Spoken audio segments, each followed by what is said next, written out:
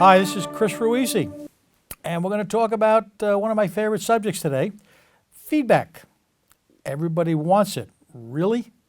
You know, none of us like to be criticized, but in business, it's critically important that you get feedback, and really feedback from two different audiences. The first is your employees, and the second is your customers.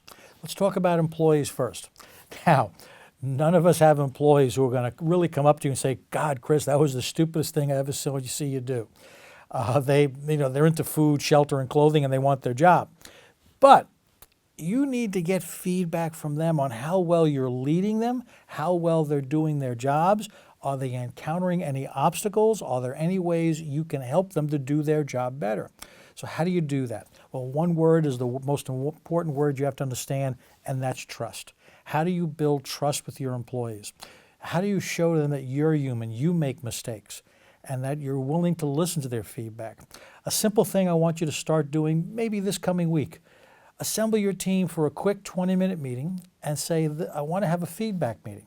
And it's not me giving you feedback, it's me asking you for feedback on what we're doing as an organization, what I can do to help you do your job better, and what obstacles or problems that you're currently dealing with that we need to address. Start there. I'll warn you now, the first couple of meetings, it's going to be a monologue.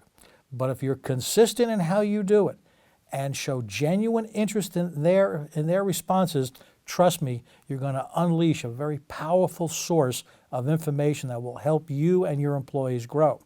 Now, customers. Now, let's talk about your customers. You have to be able to solicit feedback from them. Your customers want you to address their needs, solve their problems. You can't assume that your customers know everything you do. You've got to touch base with them periodically. A very simple phone call would be, "Hi, Chris, this is John over at XYZ. You know, you've been a customer of mine for several years now. I just have a question. How are we doing?